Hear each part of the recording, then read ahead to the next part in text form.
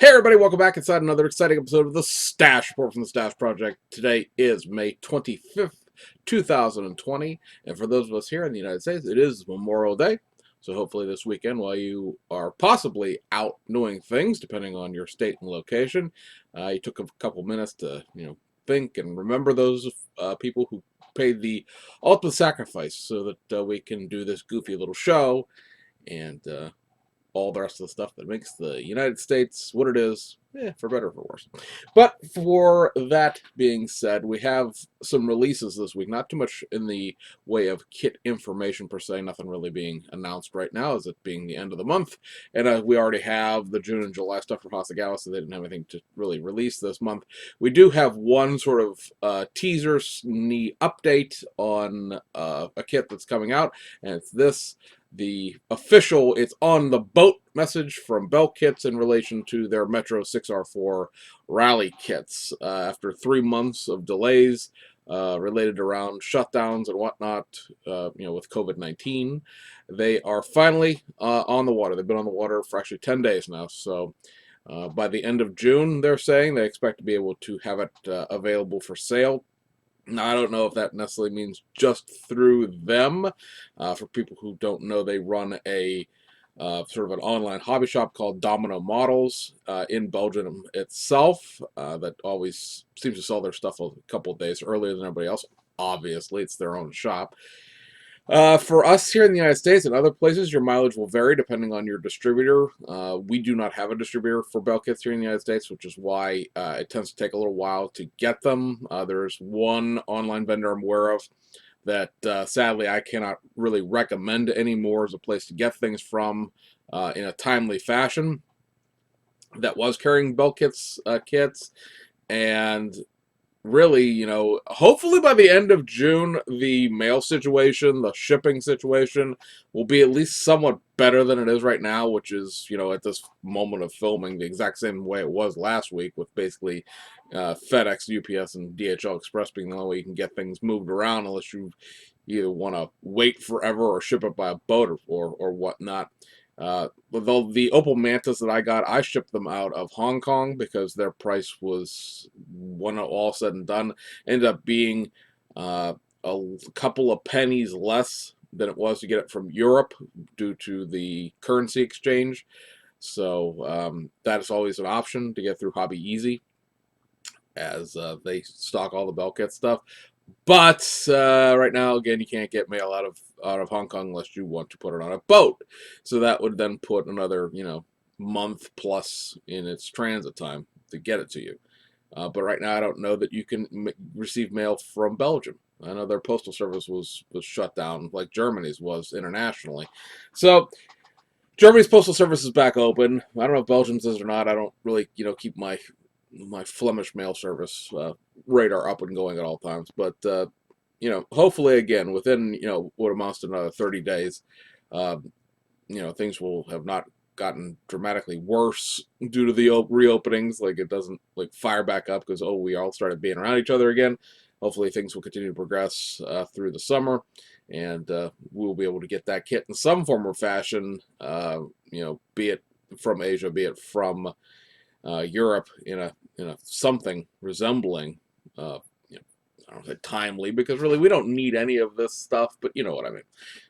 It's very sort of existential in a economy and in a got to have it now sort of way that the internet and international shipping and things like that have brought the hobby to the fact that you can just click a couple buttons and there's a Tamiya kit at your door from Japan in 4 days, that you now are sending money into the ether and hoping at some point, sometime in the future, you might receive something, and it still be in one piece when it gets here. So first world problems, if ever there was one. So let's go over to kit releases, talk about some things that maybe you actually can purchase and get.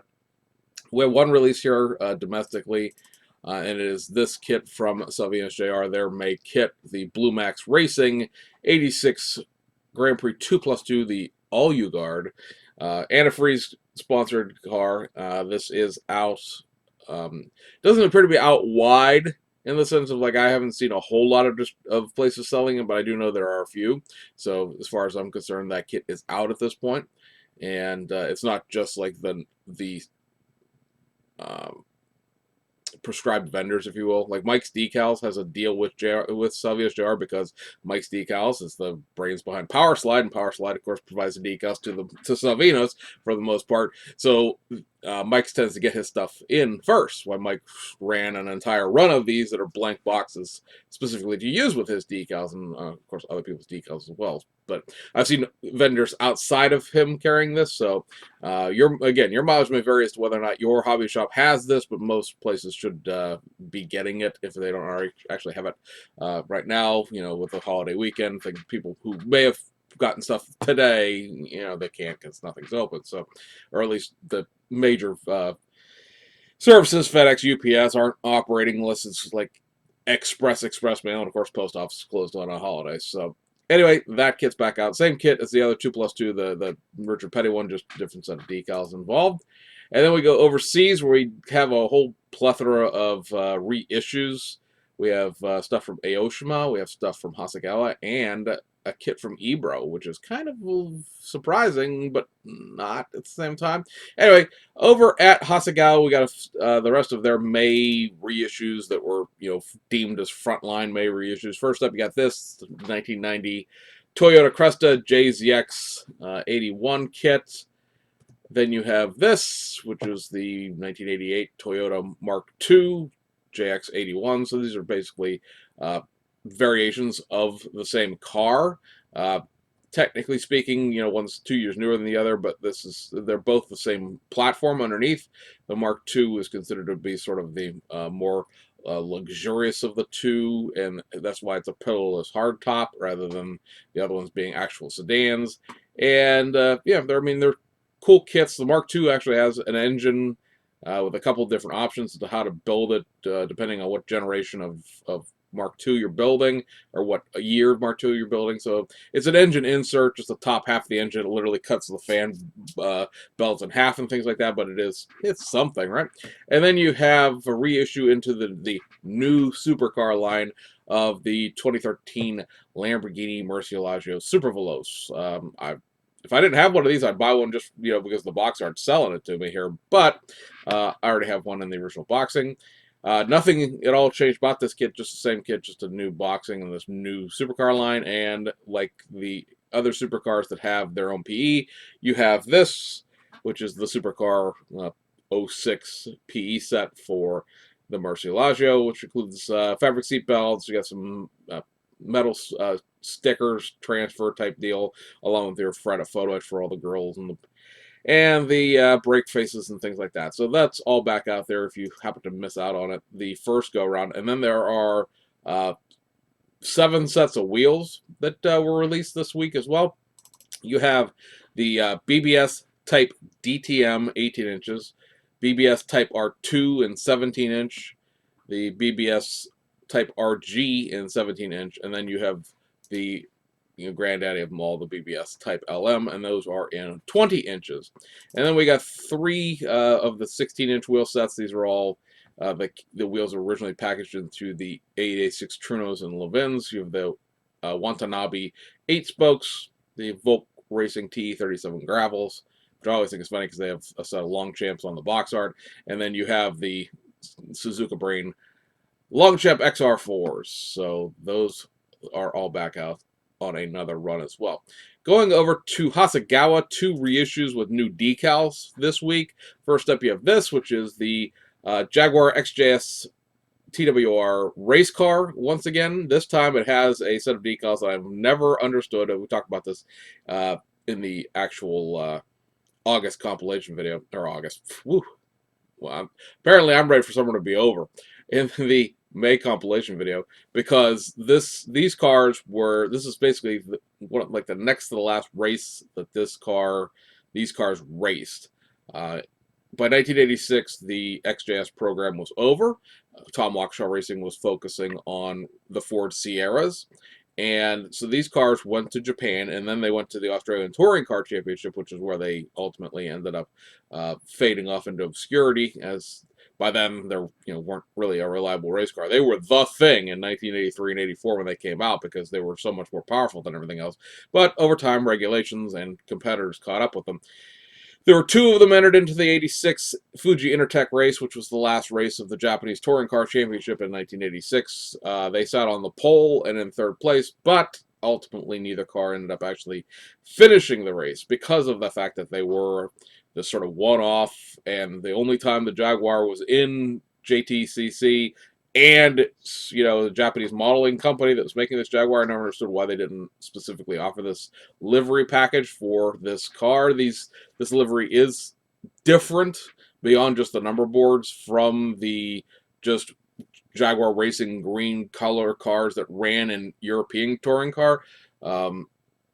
It's so different, as a matter of fact, that if you have the auto color decals, which again, that's the company that's behind the same company that owns BMAX, you can't do the Donington 500 kilometer race and the Fuji Intertech race because they are just different enough that there's not enough decals to do both. So having this come out is pretty cool if you wanted the option to, like I said, build either one of those cars, because those decals are very, very hard to find at this point. And again, you kind of have to make a decision with them as to what livery package you're going to make with them, because again, the Donington 500 kilometers, until that livery was done by Studio 27, I guess it would be 2 years ago now, when the Jaguars first were reissued in their racing form for the first time in like 16 years.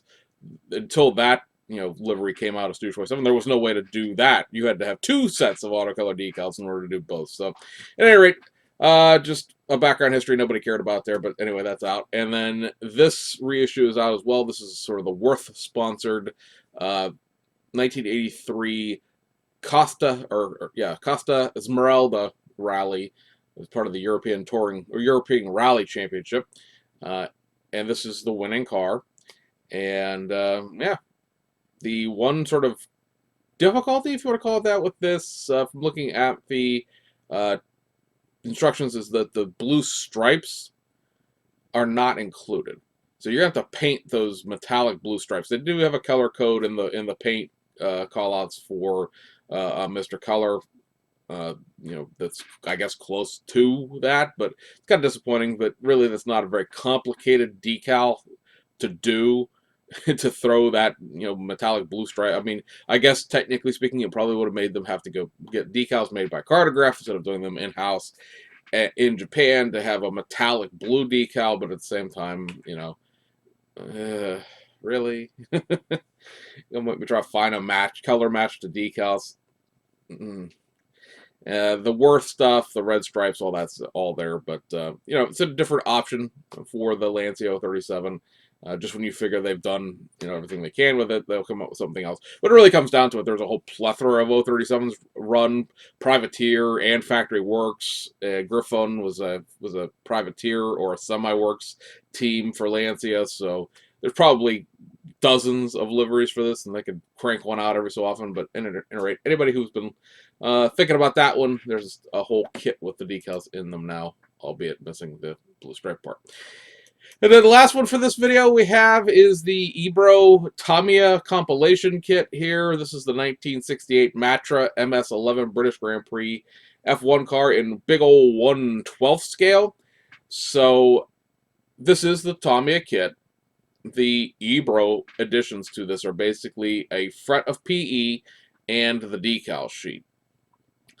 That fret of PE, and well, the decal sheet sort of neither here nor there, but that fret of PE is comprehensive enough that this model kit, as it came back in, I guess it's 1970s when this was tooled up, much like most of their 1/12 scale cars, there's 24 steps to building this model. Tamiya, you're building a whole bunch of stuff at one time. It's not a Revell Germany thing where you add one part and go to the next step, and add one part and go to the next step. At any rate, the PE and the modifications that you do as the builder to change this thing into the race format of the British Grand Prix version changes 20 of the 24 steps. So even though it's just a PE set, it does, substantially alter the overall car. The original Matra ran a little winglets on the front that don't run on this car. There's 2 wings involved here because one's for practice, one's for the race. And then the reason why this exists, if you will, is the fact that the original Matra, you could do a couple different F1 races, and it had the ability to do the practice version for the British Grand Prix, but not the actual race version for some reason. So Ebro has stepped in with a little bit of investment into this old Tamiya tool to make what is a new kit, technically speaking, even though, again, it's a PE set on an old reissued kit. And for your vintage Grand Prix fans and for your big scale Tamiya F1 fans, this is certainly something that I imagine you want to look into scooping up while you can. So they said it was going to come out in May. I'm always dubious of any Ebro release because Ebro's, like, hey, we're going to make a kit. And then it's like 5 years later and you're like, oh, snap, that's right. They were going to do that Citroen, weren't they? I forgot all about that. But this Tamiya is the one that actually ran the kit because it's their tooling, and Ebro's contribution here is nothing new tooling-wise, it's just that PE set. So Tamiya, on the ball, got their stuff out on time. So that, guys, will wrap up this week. Again, I hope you guys had a great weekend, especially if you had an extended weekend. This is my first day off from work since the Friday before the Columbus model show, the Buckeye Classic. I took that Friday off. And then coronavirus destroyed all of my plans for the spring, for everything I had planned, all the vacations I had planned to take, or at least days off I had planned to take. So, very appreciative of having a 4-day work week this week. So, anyway, hope you guys enjoyed it, and we'll see you on the other side.